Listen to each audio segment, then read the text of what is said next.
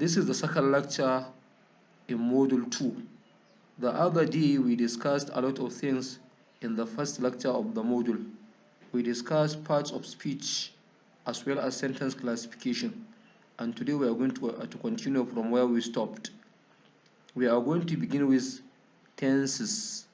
Tenses also are part of Module 2, basic grammar. And when we talk about tense, we are talking about a term in grammar which indicates the time of an action or event. When we talk about tense, we are talking about a term or a concept or a terminology which is used to indicate the time in which an action or an event takes place. On the other hand, tense is one of the forms of a verb that shows the time and continuance or completion of an action or state expressed by the verb.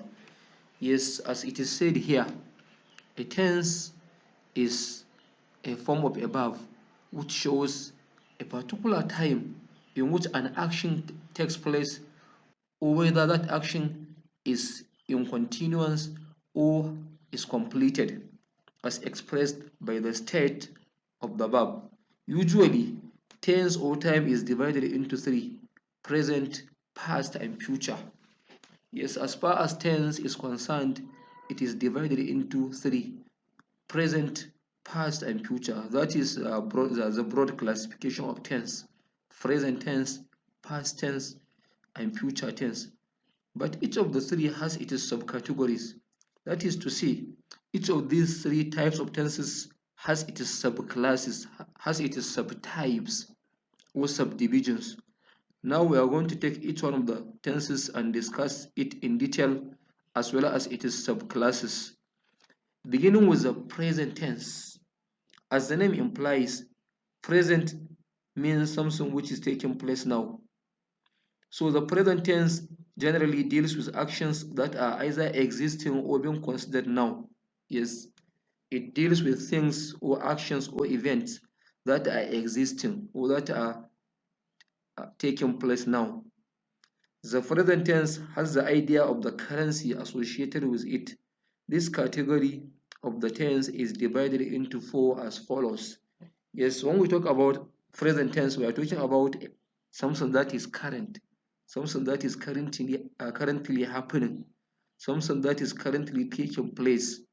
So this kind of tense is divided into four as follows. That is to say, present tense has its division and it is divided into four. Now we are going to discuss the four divisions or types of present tense. The first of the four types of present tense is the present simple tense. This tense can be used in various situations. It is formed by using the base form of the verb. Yes, we use this type of tense, which is called present simple tense, to express various kinds of situations. And when we want to write sentence in this tense, we use the base form of the verb, the root form of the verb, such as sit, stand, like, see, repeat, take, enjoy, attend, look. Verbs in their base form, in their root form, are what we use to form the present simple tense. And like I have just said, we use this tense to express various kinds of situations. These are the situations in which we can use present simple tense. Number one, to express a present action. Yes, that is as the name implies. Since it is present simple tense, it is expected to be used to express a present action. When we say Adamu likes rice, for example, Adamu likes rice. You enjoy the lecture. You enjoy the lecture. Musa attends the class. Musa attends the class.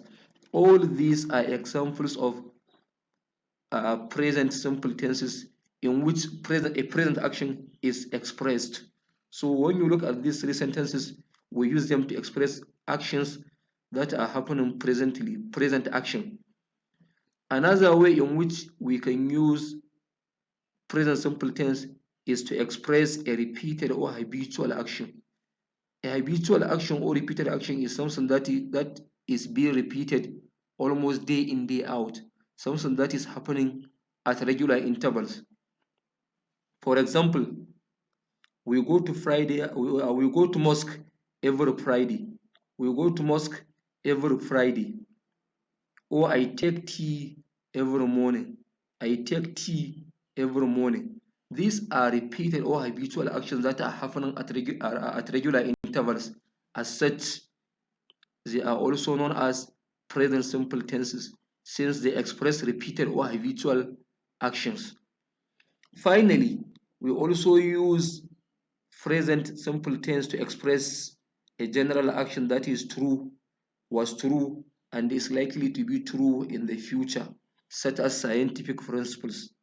Yes, as explained here, we use present simple tense to express general action that is believed to be true presently, action that was true in the past, and action that is likely to be true in the future. That is to say, anything that has been proved to be true, whether now, whether in the past, and whether in the future, such as scientific principles, those actions are expressed using present simple tense. For example, the sun sets in the west. The sun sets in the west. Mosquitoes transmit malaria. Mosquitoes transmit malaria. The earth is spherical. The earth is spherical. All these are examples that are believed to be true. These are scientific principles that no one can refute or disagree with. The sun, everyone knows that, sets in the west always. Likewise, everyone knows that mosquitoes transmit malaria. And so is the fact that the earth is spherical. No one can refute or deny these scientific principles. As such, when we use sentences like this that explain scientific principles, they are also known as present simple tense.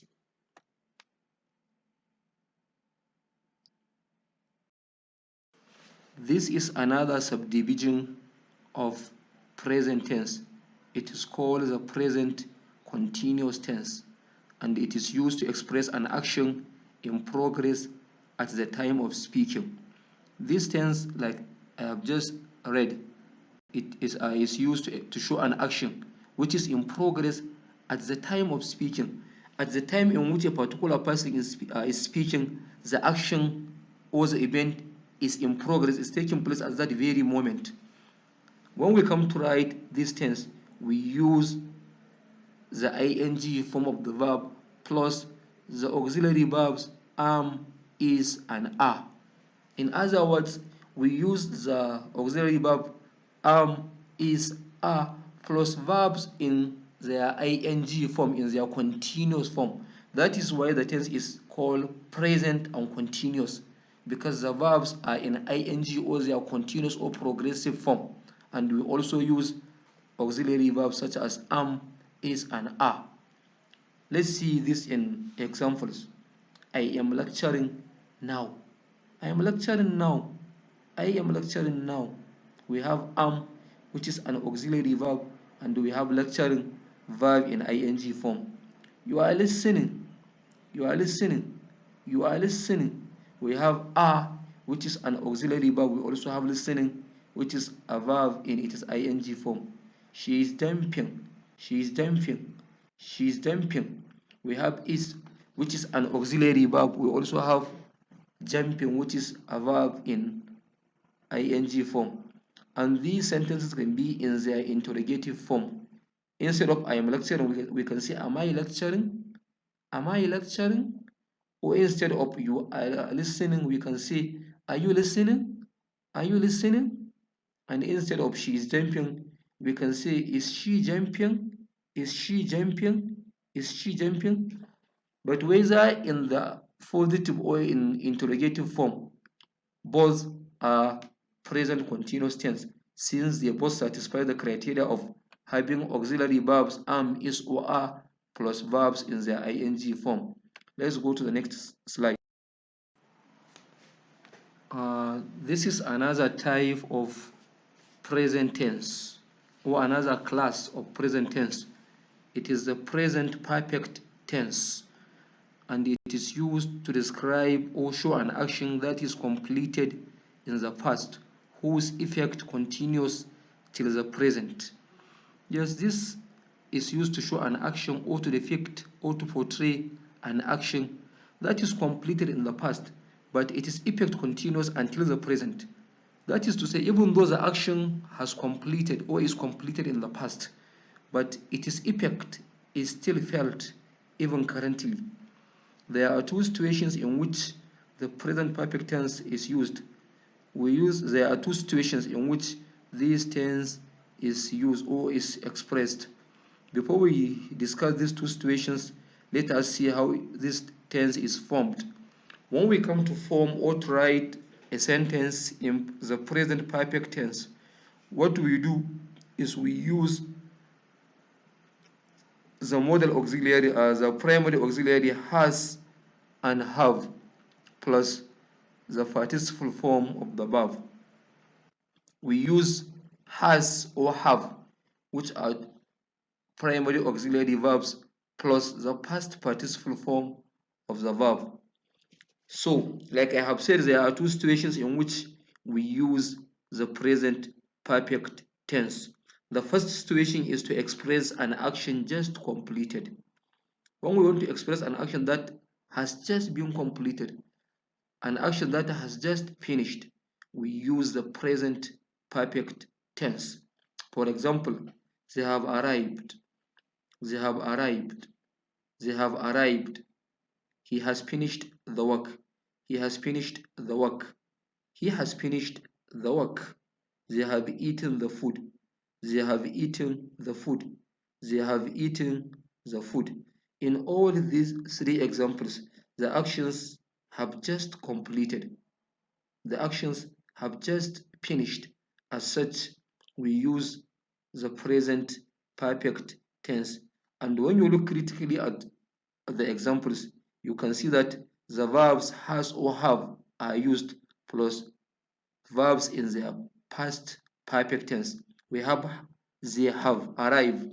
The have here is the primary auxiliary, and we have arrived, verb in the past participle form. We have he has finished. In the sentence we have has, which is a primary auxiliary verb. We have finished, which is a verb in its past participle form. And the last one, they have eaten the food. We have the verb, the primary auxiliary verb have, and we also have eaten, which is the lexical verb in its past participle form. So these sentences, the three sentences here, are all in the present perfect tense. The second situation in which we use the present perfect tense is to express an action that is completed in the past, whose effect continues up to the present. I have explained this, that we use the present perfect tense to express an action that though is completed in the past, but we can still feel its effect even now. For example, I have known Shehu for 10 years. I have known Shehu for 10 years. I have known Shehu for 10 years. I have known Shehu for 10 years. The students have sat down. The students have sat down. The students have sat down. When you look at these two sentences, the first one says, I have known Shehu for 10 years, meaning that the first time I have I have first known Shehu in the first 10 years, but even currently I still know him, even though I have known him, even though I started to know him in the past in 10 years time, but still I have still known him even currently. So even though the action is completed in the past, but its effect is currently felt. Another example, the students have sat down, meaning that even though the students are seated, but they can still be seen seated, even though it is in the past that they have sat down, but we can still see them seated. The effect is still felt currently. That is the present perfect tense. The last class of the present tense is the present perfect continuous tense. The present perfect continuous tense. This is used to show an action which started in the past but continues up to the present time. Yes, this one shows an action that has started in the past, but the action continues up to the present time. It is formed by using has been or have been plus the ing form of the verb. Yes, when we come to write a sentence in the present perfect continuous tense, we use has been or have been plus the ing form of the verb. So we use either has been or have been depending on the type of subject we have plus the verb in its ing form. For example, we have been receiving lectures for the past 2 weeks. We have been receiving lectures for the past 2 weeks. We have been receiving lectures for the past 2 weeks. When you look at this sentence, we have been. We have also verb in its ing form, which is receiving. Then another example, she has been reading her book. She has been reading her book. She has been reading her book. Here we have has been. We also have reading, which is the verb in its ing form. Then lastly, it has been raining heavily. It has been raining heavily. It has been raining heavily. Here we have has been. We also have raining, which is a verb in its ing form. And when you look at the sentences, all the three of them, you will see that the actions started in the past, but they continue up to the present time. For example, when we say we have been receiving lectures for the past 2 weeks, meaning that we have started to receive lectures in 2 weeks ago, but we still receive lectures even now. That is to say, we started to receive our lectures 2 weeks ago, but still we are receiving the lectures even currently. We have started receiving lectures for the past 2 weeks, meaning for the past 2 weeks we have been receiving lectures. The second one, she has been reading her book. She has been reading her book, meaning she has started to read the book in the past, but even currently she is still reading the book, meaning she hasn't finished reading the book. Or it has been raining heavily. It has been raining heavily, meaning the rain started some time ago, but it is still falling. It is still raining. This takes us to the end of the present tense. So far we have discussed the present simple, the present continuous, the present perfect, and the present perfect continuous as the four classes of the present tense. Now let us move to the past tense in the next slide. And now we are going to discuss the past tense, which is another type of tense. As the name implies, the past tense talks about an event or an action that took place sometime in the past. This tense expresses an action that is completed in the past. Yes, it is used to express an action that is completed in the past. We normally use past tense when narrating a story. Yes, when narrating a story, when telling a story about something which took place sometimes in the past, we use this tense. And like all the other tenses, this is also subdivided into four types as follows. We have the simple past tense, we have the past continuous tense, we have the past perfect tense, then we have the past perfect continuous tense. Now we are going to begin with the simple past tense. Simple past tense is the commonest of all the tenses. It is the commonest because it is the one used most commonly by people. The past simple tense or simple past tense is generally used to express events, habitual activities, and states in the past. Yes, anything which took place in the past is expressed using a past tense because it talks about event that happened in the past. It consists of only one verb and it is formed by using the past form of the verb. Yes, since it is the past tense, therefore it is only logical that we form it by using the past form of the verb. Verbs in their past form. Like I have said, we use this tense to express various activities. One of these is it is used to express an action that is completed at the point in time in the past. In a sentence, for example, I found my mother last 2 months. I found my mother last 2 months. Nigeria gained independence in 1960. Nigeria gained independence in 1960.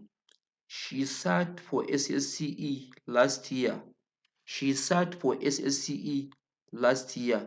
When you look at these three examples, they all express an action that took place or that happened or that was completed sometime in the past.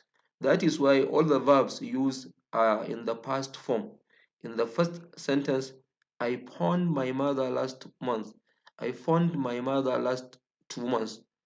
Found in past tense form. Nigeria gained independence in 1960. Nigeria gained independence in 1960. The verb gained is in the past tense form. She sat for SSCE last year. She sat for SSCE last year. The verb sat here is in the past form. Another way in which we use the past tense is to express habitual action in the past. Something which is habitual or action that is repeated in the past. It rained every day in August. It rained every day in August. As we can see, the verb rained is in the past form, and the sentence shows or depicts a habitual action. They went to church every Sunday. They went to church every Sunday. Here we have the verb in the past tense, went, the past tense of go. The boys ran to school daily. The boys ran to school daily. Here we also have the verb ran, which is in the past tense form. Now let us go to the next slide and look at another type of the past tense. And lastly, on the simple past tense, we have a situation in which this tense is used to express a state in the past. Anything that has happened in the past is also used in simple past tense. For example, look at the following two sentences. The first one says the soup was tasteless.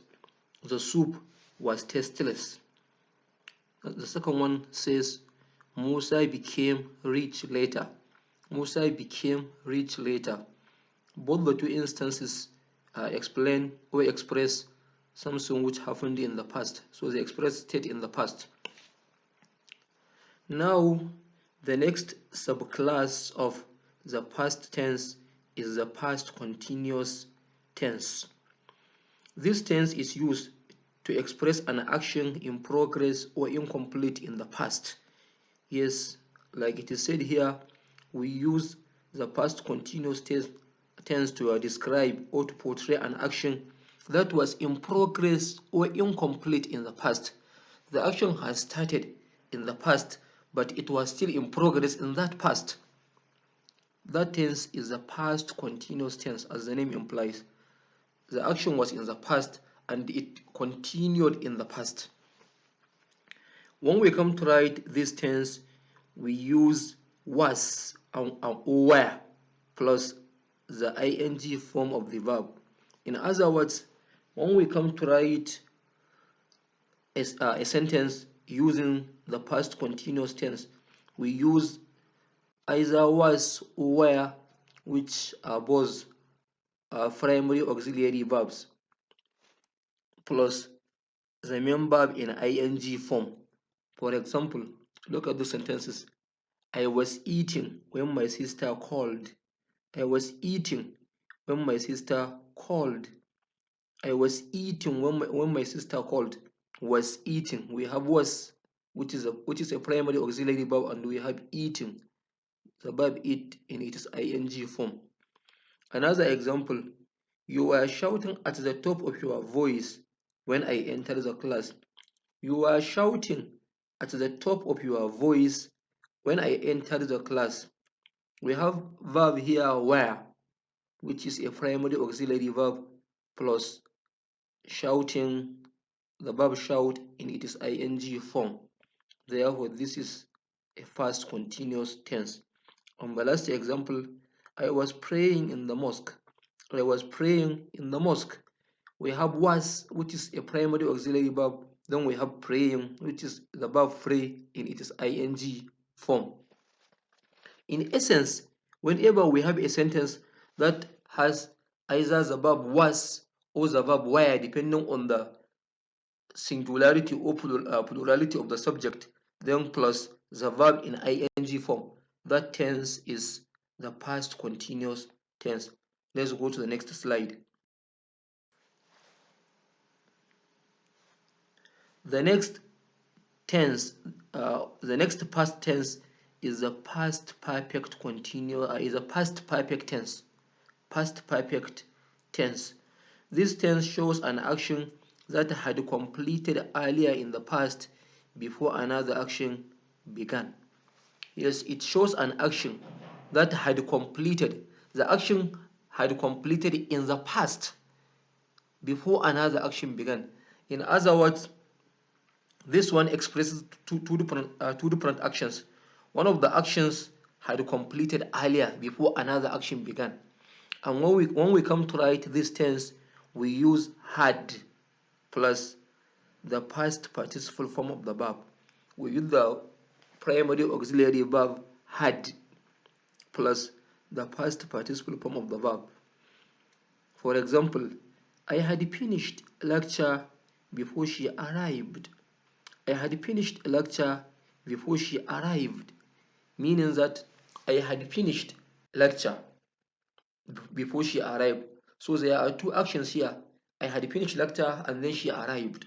When we look at the sentence, we have had, which is our primary auxiliary verb. Then we have finished, which is the verb in its past participle form. We had taken lunch. We had taken lunch.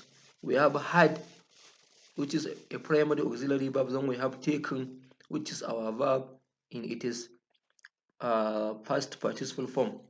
Then the next, the train had left the station when she came.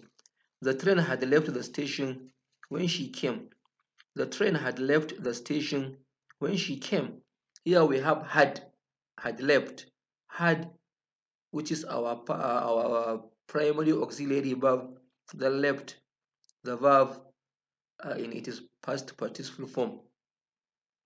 That is the past perfect continuous tense. Then finally, the last subclass of the past tense is the past perfect continuous tense. The past perfect continuous tense. This tense shows or expresses an action that had been taking place up to when another action began. This one is perfect and is still continuous. That is to say, even though the action had begun, but it had been taking place up to when another action began. And it is formed by using had been plus the verb in its ing form. Had been, the criteria is we use had been plus any verb in its ing form. For example, she had been keeping the money. She had been keeping the money. We have had been, then we have keeping. The verb keep in its ing form. She had been keeping the money. I had been teaching the English language. I had been teaching the English language. We have had been, then we have teaching, which is the verb teach, but in its ing form. Then finally, students had been cheating in exams since before independence. Students had been cheating in exams since before independence. Here we have had been cheating. Had been plus cheating, which is the verb cheat in its ing form. And when you, in fact, when you look at all the continuous tenses, whether it is present continuous or present perfect continuous or past continuous or past perfect continuous or future continuous or future perfect continuous, any tense that is continuous has a verb in its ing form. That's all about the past tense. Let's go to the next slide to discuss the future tense. So far, we have discussed the present tense and its subclasses, as well as the past tense and also its subclasses. Now we are going to discuss the future tense and its subclasses too. The future tense, which is the last of the three types of tenses. The future tense expresses events or actions that have not yet happened and that will happen at some point in the future. As the name implies, this is a tense which expresses an action that will take place or will happen in the future. In other words, these actions have not taken place in the past, but rather they will take place sometime or at some point in time in future. Unlike the other four, like the other two tenses, the past and the present, the future also has four subclasses. The first one is the simple future tense. The simple future tense. This shows an action that will take place in future. Yes, as simple as this. It shows an action that will take place, an action that will happen in future. It is formed by using will or shall plus the base form of the verb. When we come to write a sentence in the simple future tense, we use will or shall plus the base form of the verb. We can use will or shall because their meaning is the same. Where we use will, we can use shall. We can alternate between will and shall plus the verb in its base form, the root form. For example, the Super Eagles will play tomorrow. The Super Eagles will play tomorrow. Will play. We have will and play. Will, our modal auxiliary verb, and play, our verb in the base form or root form. The Super Eagle will play tomorrow. Another example, I shall go to Lagos next week. I shall go to Lagos next week. Here we have shall go. Shall, our modal auxiliary verb, plus go, the verb in its base form. And finally, she will like it. She will like it. She will like it. Well, we have will like. Will, our modal auxiliary verb, plus like, our verb in its base form or root form. That is simply future tense. I will like it. I will go to village. I shall attend the class. All these kinds of sentences are in the simply future tense. The next subcategory of the future tense is the future continuous tense. The future continuous tense. It shows an action that will be in progress in future. It shows an action that will be in progress in future. Remember that all future tenses, all the subclasses of future tenses depict an action that will take place at a point in time in the future. So this one, the future continuous tense, shows an action or an event that will be in progress in future. The action will be in progress, but in future. It is formed by using will be or shall be plus the ing form of the verb. Yes, it is formed by using will be or shall be. We can alternate between will be and shall be plus the ing form of the verb. Verb it is in its ing or progressive form. For example, we shall be finishing this lecture by next month. We shall be finishing this lecture by next month.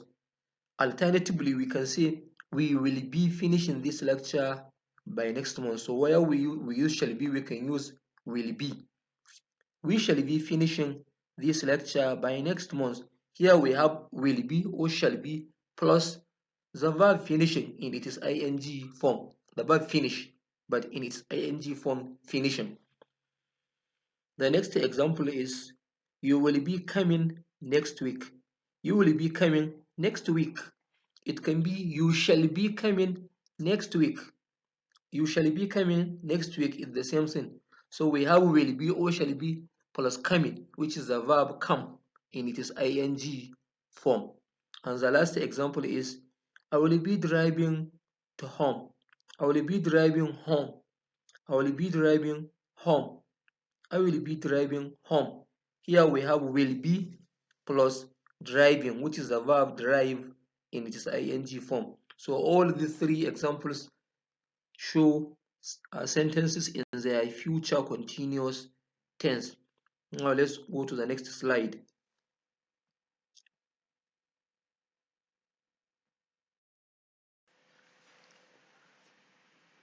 The next one is the future perfect tense. The future perfect tense. This shows an action that will be finished in future. It shows an action that will be finished in future. In other words, the action hasn't begun, but it will begin and will be finished in future. It is formed by using will have or shall have plus the past participle form of the verb. That is to say, when we come to write a sentence using the future perfect tense, we use either will have or shall have plus the verb in its past participle form. For example, we shall have completed this course by the end of November. We shall have completed this course by the end of November. We shall have completed this course by the end of November. Look at our criteria: shall have, then plus completed, which is the verb complete in its past participle form. We shall have completed this course by the end of November. Another example, boys will have eaten by night. Boys will have eaten by night. Boys will have eaten by night. So here we have will have, then plus eaten, which is the verb eat in the past participle form. Will have eaten. Then the last example, she will have gone home by noon. She will have gone home by noon. She will have gone home by noon. Here we have will have gone. Will have plus the verb gone, which is the verb go in its past participle form. So these are examples of sentences in the future perfect tense forms. And the last one, as far as the future tense is concerned, is the future perfect continuous tense. The future perfect continuous tense. This shows an action that will have been in progress in future. An action that will have been in progress in future. It is formed by using will have been or shall have been plus the ing form of the verb. Will have been or shall have been plus the ing form of the verb. Adamu will have been eating his lunch by this time tomorrow. Adamu will have been eating his lunch by this time tomorrow. Here we have will have been, which is one of the criteria, then plus eating, the verb eat in the ing in its ing form. Will have been eating his lunch by this time tomorrow. Another example, we shall have been completing this course by this time next month. We shall have been completing this course by this time next month. Here we have shall have been, then plus completing. Shall have been completing. Shall have been, which is one of our criteria, then plus completing. The verb complete in its ing form. We shall have been completing this course by this time next month. And the last example, students will have been going home by 6 o'clock tomorrow. Students will have been going home by 6 o'clock tomorrow. Here we have will have been plus going. Will have been one of our criteria, and going, the verb go in the ing form. So these three examples are uh, the typical examples of sentences in the future perfect continuous tense form. That is all about tenses. But as far as, let me make one clarification. As far as the perfect tenses are concerned, whether it is present perfect or present perfect continuous or past perfect or past perfect continuous or a future perfect or future perfect continuous, it uses the verb has or have or had depending on the type of tense it is. Now our next topic is punctuation marks in the next slide. Our next topic is punctuation or punctuation marks. When we talk about punctuation marks, we are talking about some signs and symbols that are used to mark written sentences. These are signs or symbols or marks which are used in written sentences. They are very important because they are what make us fully understand a statement. Because a statement that is devoid of punctuation marks can be difficult for us to read and comprehend. These marks provide divisions between sentences and parts of sentences. Yes, they tell us whether this is a sentence or just a part of a sentence. And they make reading easy because you know where to stop a little and where to stop a little longer. Without punctuation marks, we don't know where to stop and take a deep breath. We don't know where to stop longer. So these marks are really important because they can make or a statement. In fact, a single statement can mean different things depending on the punctuation marks used to mark it. As such, when punctuation marks are used wrongly, they can interfere or they can change the meaning of the sentence altogether. Punctuation marks makes understanding of a passage or writing easier, as they make everything easy. They make us understand a written passage easily. There are three types of punctuation used at the end of the sentence. Yes, when punctuation marks are used at the end of the sentence, they belong to a specific group, different from when they are used within the sentence. Punctuation marks that are used at the end of the sentences are known as the terminal punctuation marks. They are called terminal punctuation marks. They are called terminal because they are used to terminate the sentence. They are used to mark the end of the sentence. They include punctuation marks such as full stop, question mark, and the exclamation mark. Full stop, question mark, and the exclamation mark. However, there are also other punctuation marks that are used within or inside the sentences. These are called medial punctuation marks. Medial because they appear in the middle, not at the beginning or at the end of sentences, but rather as the middle.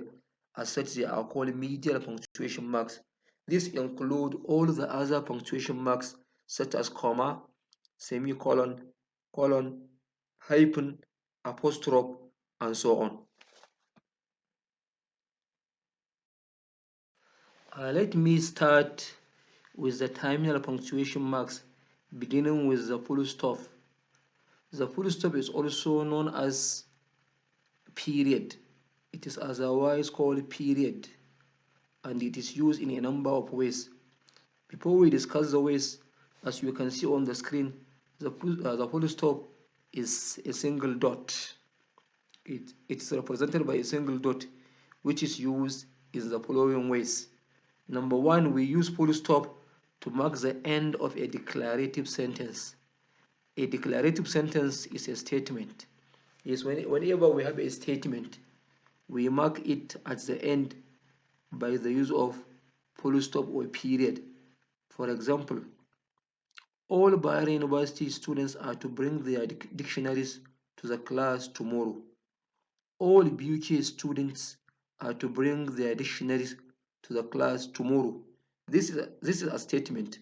As such, at the end it is marked by a full stop. Another example, it is raining. It is raining. This is just a statement telling us that it is raining. As such, the end of the sentence is marked by a full stop. Another usage of the full stop is it is used at the end of an imperative sentence. An imperative sentence. An imperative sentence is a sentence that gives a command. If the imperative is not strong enough to require an exclamation mark, yes, we use a full stop at the end of the imperative sentence whenever the imperative is not strong enough to require an exclamation mark. And like I have just said, an imperative sentence is any sentence which gives a command. Look at the examples given. Open the window. Open the window. Go and call me a doctor. Go and call me a doctor. Eat as much as you like. Eat as much as you like. All these are sentences that express command. As such, at the end, they are all marked by a full stop. Another usage of the full stop is it is used after abbreviations. When we have abbreviations, sometimes they are marked by a full stop. Alhaji BM Muhammad. Alhaji BM Muhammad. Look at how Alhaji is abbreviated and a full stop is used to mark the abbreviation. ALH instead of Alhaji. ALH then comma. As in I mean full stop. BM. This BM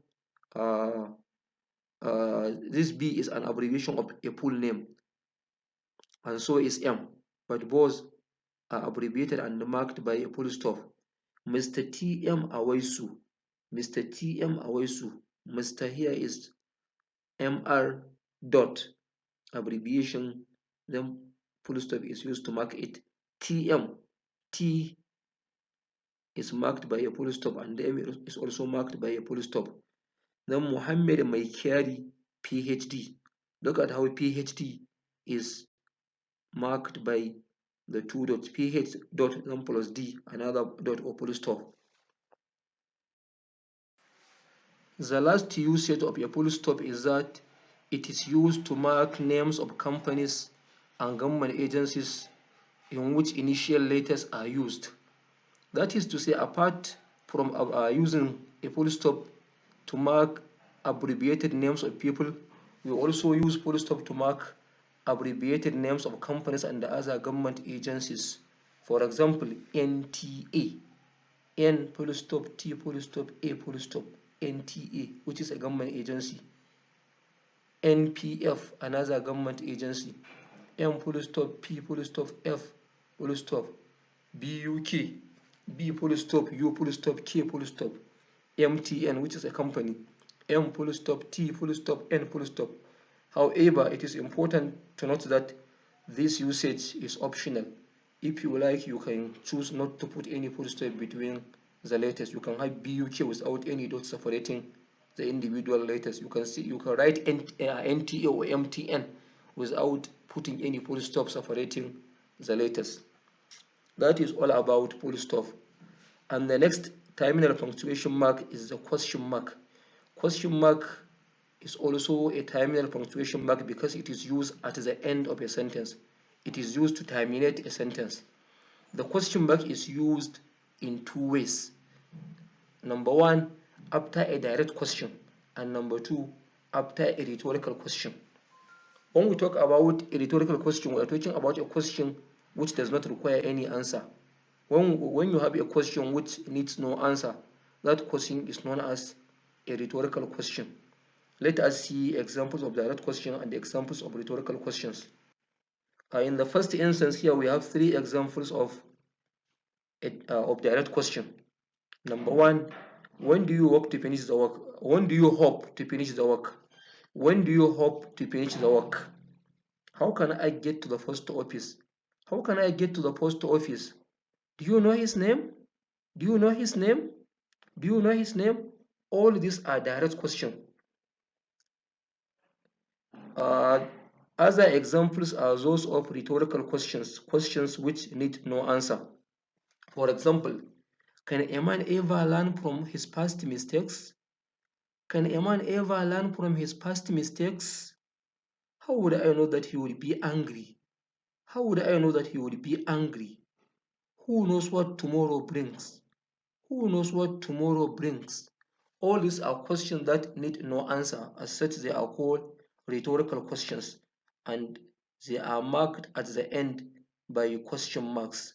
Now let us look at another terminal punctuation mark, which is exclamation mark, in the next slide.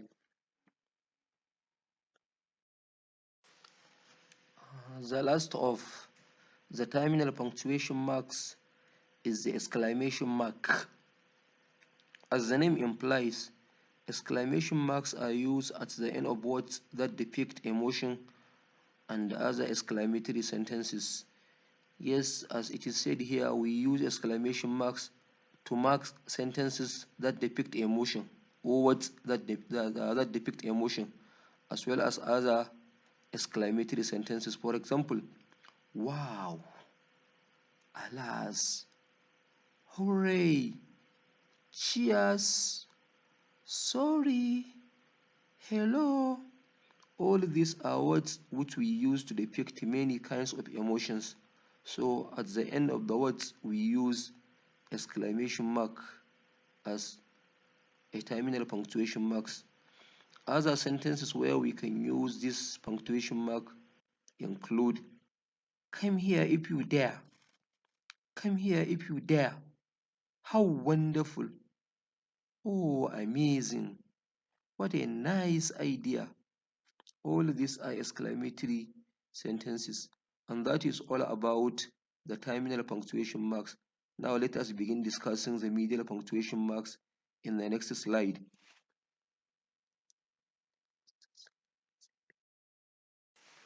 Like I said earlier on, a comma is a middle punctuation mark because it comes at the middle of sentences. That is why here we said commas are used between words in a list. That is to say, when we have a long list of words in a sentence, we use a comma to separate the words in the list. This means that they are used to separate words. For example, he has milk, sugar, biscuit, soap, and bottled water in his house. He has milk, comma, sugar, comma, biscuit, comma, soap, and bottled water in his house. Yes, this is a list of many items that he has in his house. As such, to separate the items in this long list, we use a comma. He has milk, comma, sugar, comma, biscuit, comma, soap, and bottled water in his house. A second example, she came across as a short, fat, ill-tempered fellow. She came across as a short, fat, ill-tempered fellow. Here we have items in the list. As such, we separate them using a comma. She came across as a short, comma, fat, comma, ill-tempered fellow. And another usage of a comma is that we use it to separate clauses in sentences. So when we have long sentences that contain many clauses, we use a comma to separate the clauses. For example, the chairman arrived at the conference on time and everybody stood up. Here we have two clauses. The first one is the chairman arrived at the conference on time, comma, and everybody stood up. So the two clauses are marked by a comma, as can be seen on this slide. Another example, he could not accept the invitation for he had been ill. He could not accept the invitation for he had been ill. So as we can see, he could not accept the invitation, comma, that is the first clause. The second clause is for he had been ill. So the two clauses are marked or separated by a comma. And finally, although the door and windows were closed, the room was still too cold. Although the door and windows were closed, the room was too cold. Here we have two clauses too. The first one is although the door and windows were closed, comma, the room was still too cold. So as we can see, these are how we use comma in sentences. Now let's go to the next slide.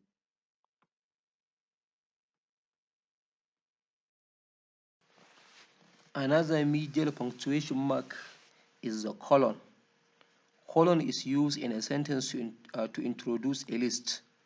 We use colon to introduce a list. When we have a list that we want to introduce, we use a colon. For example, the subjects I like are English, geography, economics, government, and biology. As you can see on this slide, the sentence says the subject I like are, then colon. The colon here is used to introduce the subjects I like, the list of the subject I like, which is English, geography, economics, government, and biology. Here, our attention is not on the comma that I used to mark up the subject I like, but rather on the colon that is used to introduce the list of the subject I like. So this is the first usage of a colon. We use it to introduce a list in a sentence. Another example of how we use colon to introduce a list can be seen in this sentence. The following school prefects have been appointed. The following school prefects have been appointed: head boy, head girl, house captains, and labor prefects. The following school prefects have been appointed, then colon, head boy, head girl, house captains, and labor prefect. As you can see, the colon here is used to introduce the prefects that have been appointed in the school. The list of the prefects that have been appointed in the school is introduced using a colon. Another usage of colon is that it can be used for an extension of an expressed idea or information. Yes, when we have expressed an idea or information and we want to extend the idea, we can use a colon. For example, we submitted our time papers to the teacher at different times as follows.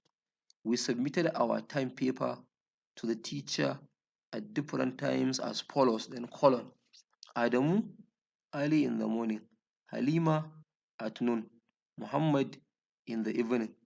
As we can see, the colon here is used to extend an idea that has already been expressed. For example, we said we submitted our time papers to the teacher at different times as follows. Then we put a colon to, in a way, extend the idea we have already expressed or the information we have already put forward. Adamu, early in the morning. Halima, at noon. Muhammad, in the evening. Meaning that Adamu submitted his time paper early in the morning. Halima submitted hers at noon, while Muhammad submitted his in the evening. Then another example, colon is also used for formal introduction of quotation. When we have a quotation that we want to formally introduce, then we can use a colon. For example, commenting Bilkisu's brilliant performance, the teacher said, "You are a pride to my class." Commenting Bilkisu's brilliant performance, the teacher said, then colon, to introduce what the teacher said, to introduce the quotation given by the teacher. Since here we want to say what the teacher said verbatim without changing any word. As such, a colon is used to introduce the quotation. You are a pride to my class. You are a pride to my class. This is how we use a colon in a sentence. Another punctuation mark is the semicolon. The semicolon is used to separate clauses in a compound sentence when there is no coordinating conjunction. What we mean by this is that sometimes when there is no coordinating conjunction that is used to mark clauses, we use a semicolon to separate such clauses. When we have two or more clauses in a sentence, but without coordinating conjunction joining them up, we use the semicolon to separate these clauses. For example, the farmer planted millet. He did not plant rice. The farmer planted millet, semicolon. He did not plant rice. Instead of saying the farmer planted millet but he did not plant rice, or the farmer planted millet and he did not plant rice, a semicolon here is used instead of that coordinating conjunction. So we say the farmer planted millet, semicolon, then he did not plant rice. So these two clauses are marked by a semicolon because there is no coordinating conjunction between them.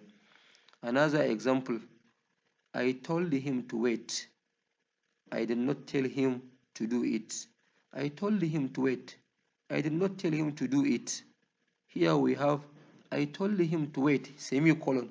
Then I did not tell him to do it. The second clause. The first clause says I told him to wait, then semicolon. I did not tell him to do it. Then another usage of a semicolon is that it is used to separate clauses in a compound sentence which has but as a coordinating conjunction. So even sometimes when we have but as a coordinating conjunction between clauses, we can still use a semicolon. For example, the trader has different kinds of goods, but they are expensive. The trader has different kinds of goods, but they are expensive. Here, the first clause says the trader has different kinds of goods, then semicolon, but they are expensive. The other clause. The first clause says the trader has different kinds of goods, then semicolon is put. Then the second clause says, but they are expensive. The reason why this semicolon is used is because the two clauses are closely connected in thoughts. The idea of the second clause is reflected in the idea of the first clause. That is to say, the second clause can't make any meaning without one knowing what the first clause is all about. Another example, some students do not work hard, but they want to pass their examination. Some students do not work hard, but they want to pass their examinations.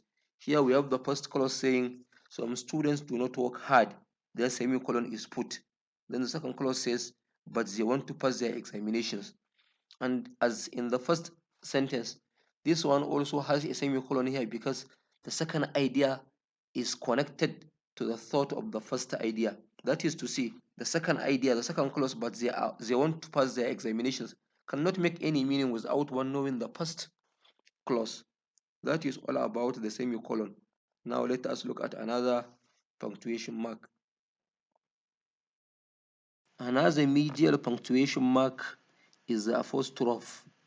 In writing, we sometimes use contraction in which we omit a letter or some letters in a word. In most cases, when we contract a word, we combine it with another word so that we have a single expression.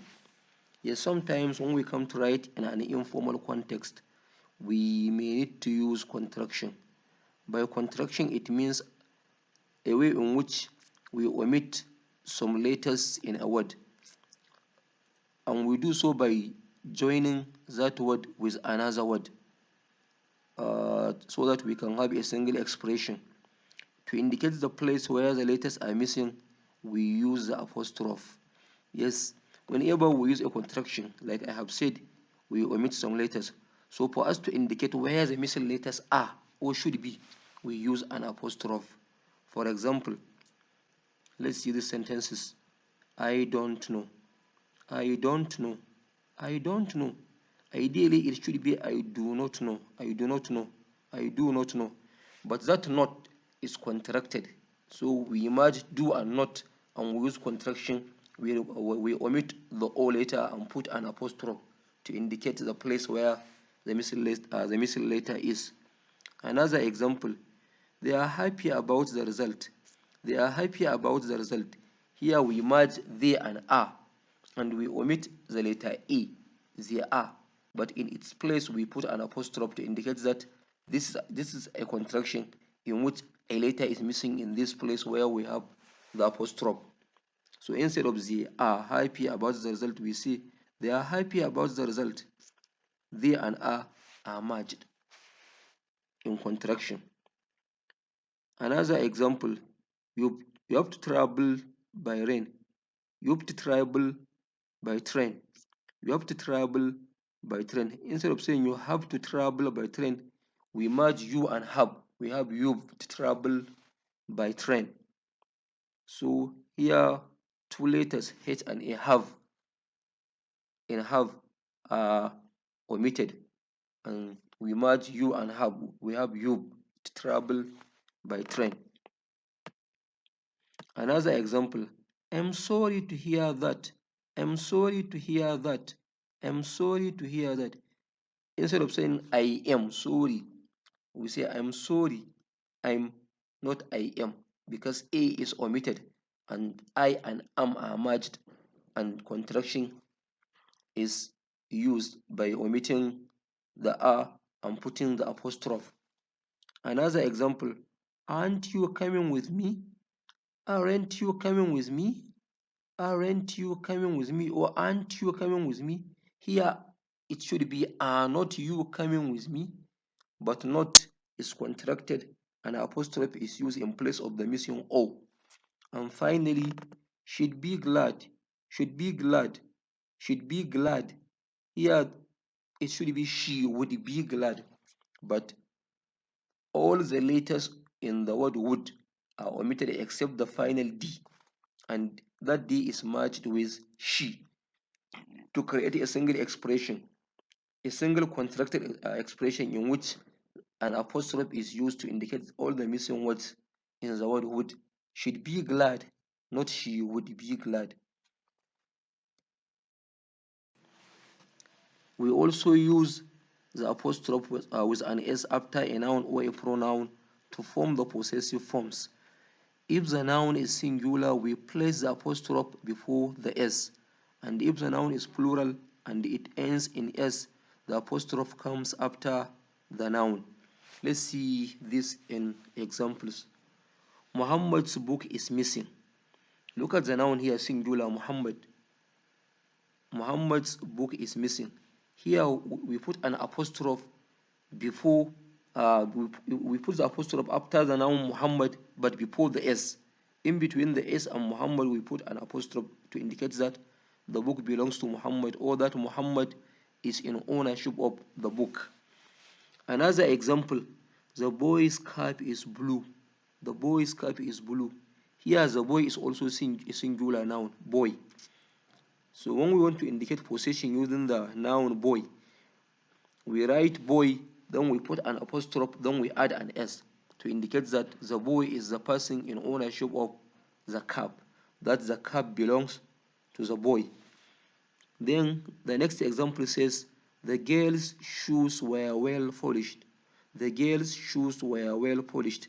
But here the noun is plural, the girls is in plural. As such, the possessive, the apostrophe, I mean, comes after the S to indicate that the girls own the shoes.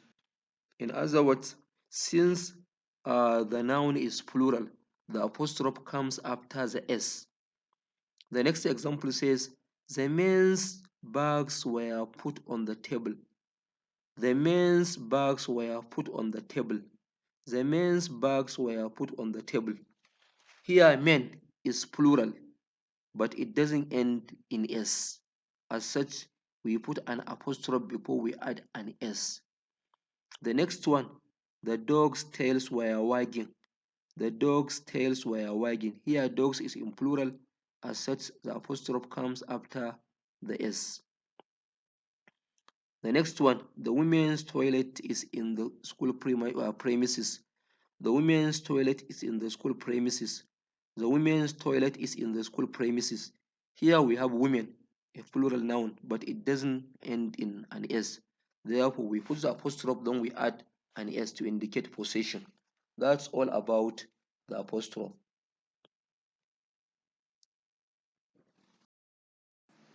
The next punctuation mark we have here is the capital letter. The capital letter. We use a capital letter for the first letter of all proper nouns. Yes, when we come to write all proper nouns, we use the capital letter as the first letter in writing those names. For example, names of persons, names of places, names of countries, names of mountains, names of rivers, and names of lakes. We all write this beginning with capital letters.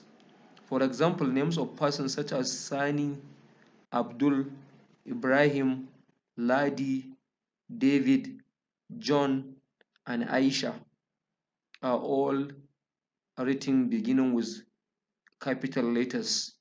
The names of places such as Calabar, Ibadan, Kano, Babura, Abuja, Kaduna, London, New York, Malaysia, and so on and so forth. All these are names of places and they are written beginning with capital letters. The names of countries such as Nigeria, Ghana, Kenya, Cameroon, Libya, and Germany. The names of mountains: Mountain Kilimanjaro, Mountain Kenya, Mount Everest, Aso Rock, Zuma Rock. All those mountains or rocks are written beginning with capital letters. The names of rivers: River Niger, River Benue, River Nile, and so on and so forth. The names of lakes: Lake Chad, Lake Victoria, Lake Tanganyika, and so on. Now over to the next slide. Here we have names of oceans, names of continents, names of months, and names of days of the week. As for names of oceans, they are also written beginning with capital letters like Atlantic Ocean, Pacific Ocean, and Indian Ocean. Or names of continents: Africa, Asia, Europe, Australia. All these are written beginning with capital letters. The names of months: January, March, December, April, and so on. The names of days of the week are also written beginning with capital letters like Monday, Wednesday, Thursday, and Friday, and so on. And on this slide, we have other uses of the capital letter. First, we capitalize the first letter of the first word of every sentence. Yes, when we come to write every new sentence, the first letter in the sentence is always capitalized.